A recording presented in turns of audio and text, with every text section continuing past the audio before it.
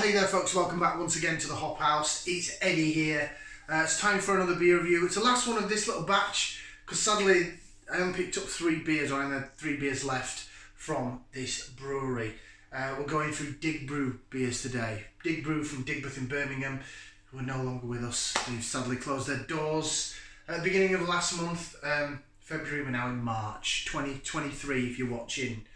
In 10 years time and you're thinking, who's this fat lad in his kitchen waffling?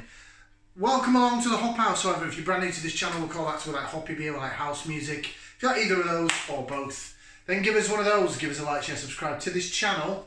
It sounds like your cup of tea. Okay, Digbrew then.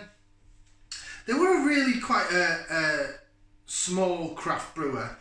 They only sort of released 2 or 3 beers at a time. Hence, I've only got 3 beers to do from them. They went through a phase of releasing like some of those seltzer, alcoholic watery drink things. And so when I went to the bottle shop, there was a shelf and that full of that, and then they had some sort of ciders and stuff. So there wasn't really that many beers at a time that I could pick up, different ones, because they probably only had the capacity to brew so much. So I did the Optimo, I did the 2319, they were both great beers. This, however, is a virgin beer review, so I've never had this beer before in my life, and we are looking at this. That's your beer. I'm hoping you can read that. It is called Tiny Feeted Village Folk of Bocca Island, and it is Digbrew with Mondo Beers. Digbrew with Mondo Beers. There's the Digbrew logo. They say it's quite graffiti-esque, and there it is on the back. This is coming in at 5.5% sour ale. Now it says it's got lactose in it, and it says it's blackberry, blueberry, and raspberry. It's a lot of berries. Let's get it out into the glass. Using my Tembi brewery glass for this. Just open that very slowly because it looked like the camera's about to pop. I made sure it didn't because I don't want spillage. Been there, done that. See my Salopian videos. Oh, I get really excited when I see beers that look like that. Speaking of Salopian beers, that looks a little like the Nipponica, doesn't it? And it looks a lot like the Somar. What drizzle with that Bab? Which it said it was a raspberry IPA, but it wasn't. It was a sour. This then, it is, and look, the head's disappeared. That's usually quite a good sign. The head is doing one. We'll do a bit of lace division quickly. Those that love the lacing, you know who you are. Jig, jig, jig, jig, jig, and we jig it around in the glass and watch the head go nuts. And then we twirl and swirl and whirl and watch the bubbles chase the head, and I'm running out of words to put in this song, so I'll stop. Yeah. It looks very dark red. It looks darker red than the previous beer that we just had. This looks more cherry, doesn't it? More cherry. Bit of blueberry colour in there. Real dark. Darker than blackcurrant. Darker than blackcurrant. Looks interesting. Should we go for some aroma then? Let's put that into there. Let's give it a whiff. See what we can sniff. Excuse me, I'll just get that out of the way first. Pardon me. When I have beer, sour beers, they make me burp. So that's just from the last one I had. Right, let's do this. Ooh. Definitely getting that sour smell. The Coca-Cola gun in a pub. You know, you get your pop, your soda pop gun. The syrup goes. You got a bit of ooh, you can smell it. It's like, ooh, that just smells of like soda watery stuff. That's usually the first and underlying smell I get with sours. Don't know why. Guessing it's to do with the carbonation of it. Is it sodaing of some sort? I'm definitely getting that with this. And then I'm getting a mixture of fruits. But the soda water element's really coming through. It's overpowering it actually. The previous beer, the 2319, was more fruit orientated. I am getting fruits, but they're a bit muddled. I'm getting a bit of blueberry. I'm getting some raspberry. They're sort of working against each other. So the blueberry is well, the blueberry smells of blueberry and the raspberry smells of raspberry, and put them together, and what do you get? You get this. And then add a bit of soda water into it, I suppose. And that's what you get the smell of. Thank you for coming. Bye-bye. That's me done. See ya. Right, let's give it a try. Bottoms up, down the hatch. Talking out your arse, Eddie. Talking out your arse.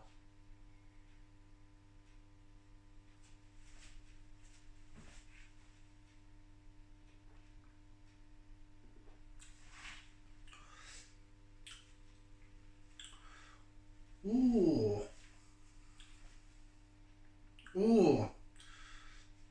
Ooh. Excuse me. Ooh.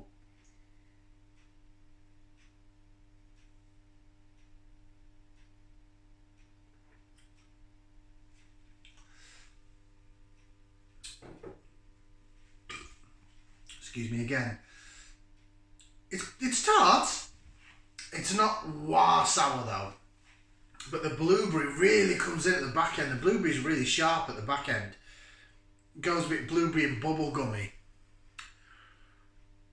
I don't know, was it 18 months ago, something like that? I had that beer that went into the Lidl craft beer festival that people hated, and I didn't mind it.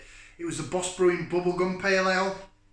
It's got that sort of blueberry into the bubblegum or chewing gum that you had in your mouth for ages, and the sweetness has gone, and you're like, I need to find a bin to throw it in, to spit it out. That sort of tartness, aftertaste of blueberry and bubblegum, that's in at the back end. It's still there now as I'm speaking.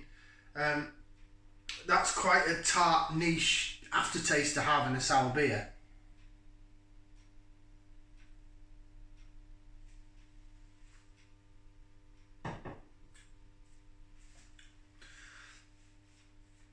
That's the main thing that's got going for it though, I'll say that. It's really quite strong. It's just probably the strongest part of the beer. So when you have it in your mouth, it's quite zingy, zippy, it's fizzy in your mouth, it's sort of, you know, bubbles in the sides of your cheeks, as they usually do with sours. And you're getting a bit of raspberry. I can't say you're picking up any of the lactose. And then when you swallow it, there's a little bit of zing down the sides of your tongue. It's not massive. Usually with sours it goes wham, and that's what makes me go ah, oh, oh, ah, and make all sorts of weird facial expressions and very odd noises that a 42-year-old man shouldn't make. This isn't doing that. It's tart. It's tart, but it's not whacking you. Doesn't make it a bad beer. It just means I have had better sours, like the last one. The last one I had, the 2319, was superb. That's all your beer in the glass. I don't think I can see any floaters. But the blueberry aftertaste is the best bit about the beer because it lingers and it's still there now, this blueberry bubblegum. It's a very niche taste and not everyone's going to like it. I think it's quite good, but I like that bubblegum pale ale. I'm a bit weird. Right, so in collaboration with Mondo Brewing Company, this sour ale is made with blackberry, blueberry and raspberry combined to create an intensely fruity flavour. Digbrew.co.com, unfortunately not there anymore. Mondo Beers, I don't know where they're based. Are they Bristol way? Mondo? See, I'm burping again. It's the fizziness of it. The tiny feted village folk of Bocca Island. Maybe that's near where Mondo's based. I don't get the reference to it. I like the fact that it looks like a smiley face though. That's sort of smiley. Give that a thumb and a half. It's nice. It's good. I would buy it again. Not that you can get it anymore. But it's the blueberry aftertaste that makes it, I think.